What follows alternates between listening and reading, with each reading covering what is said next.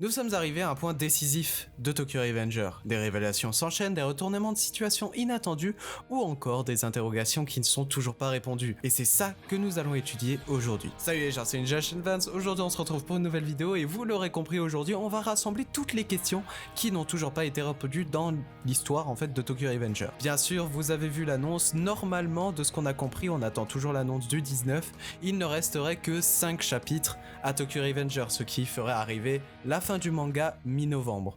Donc voilà, on va se poser ces questions en fonction bien sûr de cette nouvelle. Bien sûr, avant de commencer la vidéo, n'hésitez pas à nous rejoindre sur Discord pour partager avec la communauté, à vous abonner et à liker, et ne perdons pas de temps et allons explorer les abysses de Tokyo Revenger. 一応今仮でメビウスを仕切ってるあんまだ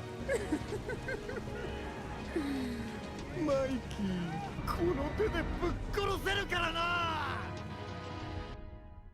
Qui a poussé Takemichi? Alors oui, les gars, je le répète et je le dis encore une fois, pour moi, Akun, enfin Atsushi, n'est pas celui qui a poussé Takemichi dans la première timeline. Je vous rappelle qu'à cette époque, Atsushi était en prison, car il a poignardé Kiyomasa. Il n'a pas donc pu être sous le joug de Mikey dans le toman et être obligé de buter Takemichi, c'est QFD. Mais du coup, qui l'a poussé? J'ai longtemps été partisan du fait que ce soit Hanma qui l'ait poussé Takemichi. Mais au vu d'un flashback de Takemichi, celui qui l'a poussé n'avait pas de tatouage sur ses mains. Mais alors qui l'a poussé? Plusieurs hypothèses font surface, cela pourrait être Shinichiro qui par je ne sais quel miracle aurait pu trouver un moyen de pousser Takemichi pour qu'il puisse, en sauvant Hinata, sauver Mikey. Sanzu qui a toujours été un personnage assez mystérieux et dont on n'arrive pas à cerner la mentalité.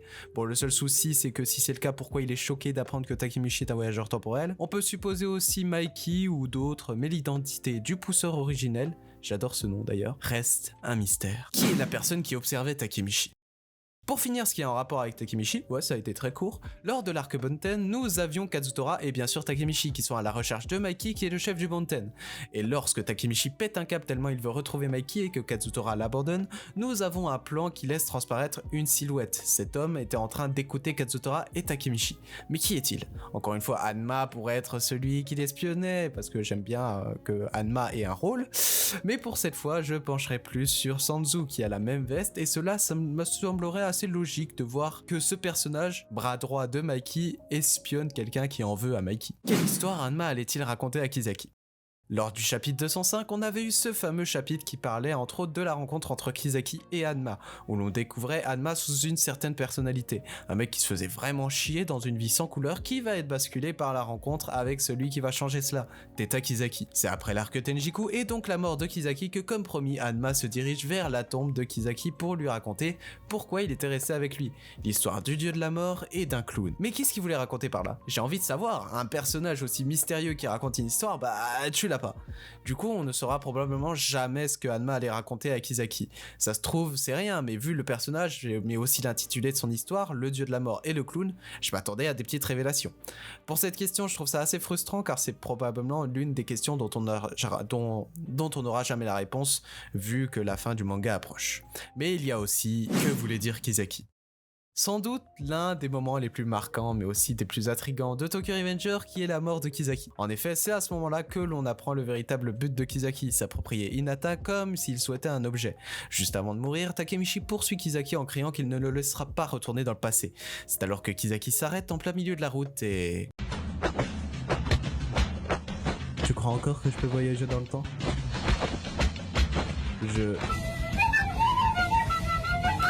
Mais alors, que voulait dire Kisaki?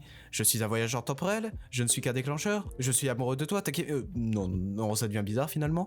Une des phrases les plus mystérieuses qui ne sera sans doute jamais divulguée. À moins que le rôle d'Hanma. Et oui, celui qui a toujours été le plus proche de Kisaki est bien Hanma Shuji, le dieu de la mort de Kabukicho, qui s'est lié de Kisaki pour s'amuser dans sa vie sans couleur et qui pourrait peut-être savoir ce que Kisaki voulait dire par là. Mais une autre interrogation me vient à l'esprit, par rapport à Hanma, c'est quoi son rôle en fait? On a longtemps fantasmé sur le fait que Hanma pourrait être un voyageur temporel, mais au vu du scénario de Tokyo Revenger, ça pourrait ne pas être le cas. Mais alors qu'est-ce que fout Hanma là? Qu'est-ce qu'il fout là? Le mec s'est barré de Tokyo car il a été recherché et on va me dire qu'il est revenu juste pour les beaux yeux de Mikey? Je peux pas croire ça, on peut pas me faire croire ça, qu'un personnage comme Hanma n'est pas drôle dans Tokyo Revenger. Un personnage qui a autant de mystères autour de lui ne peut pas juste être passé au second plan. Son retour dans l'arc final doit avoir un impact et ça doit être expliqué. Le masque de Sanzu.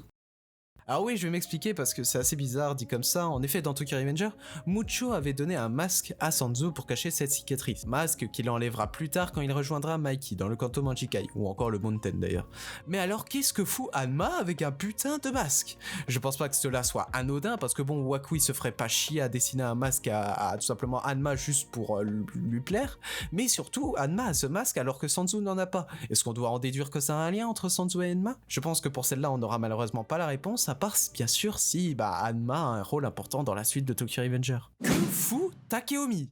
Alors oui, je dédie une question entière à ce personnage, à Takeomi, car je ne comprends pas du tout qu'est-ce qu'il est en train de faire. Le mec qui a sa sœur et son frère qui sont en train de se castagner et de se mettre des coups de barre de fer, on va me dire qu'il est tranquille en train de fumer en regardant un match de foot? Non, je peux pas y croire. Même Taiju qui frappait et maltraitait son frère tous les jours est venu aider Toman. C'est pour ça que pour moi, Wakui, soit il fout en l'air clairement le perso de Takeomi, soit il nous prépare autre chose, qui pourrait être la venue de Kazutora, bien sûr. Ah oui, ça pourrait justifier d'ailleurs juste cette venue et son absence. Si vous avez vu ma vidéo tout simplement sur ma chaîne, Kazutora est normalement libre. Mais qui serait là justement pour le mettre au courant de cette bataille? Eh bien ça pourrait être Takeomi qui arrive sur le champ de bataille pour pouvoir emmener Kazutora. Mais vous allez me dire, ouais, mais ça va rien changer d'emmener Kazutora, il va servir à rien. On a appris tout récemment d'ailleurs que que malgré le meurtre de Kazutora sur Shin, il n'est pas un voyageur temporel. Mais bon, un personnage comme Kazutora peut encore changer quelque chose et apporter des nouveaux éléments de réponse à l'histoire. Quelle est l'origine du pouvoir? Alors oui, du coup, on a eu beaucoup de réponses en rapport avec ce pouvoir, notamment la révélation de Shin comme second voyageur temporel. Mais on n'en a toujours aucune idée d'où il sort. Un pouvoir comme celui-là, qui a une grosse importance dans l'histoire, vu que c'est carrément le moyen de pouvoir voyager dans le temps, doit avoir au moins une petite explication. On peut pas finir le manga sans que ce pouvoir ait au moins justement un minimum d'explication.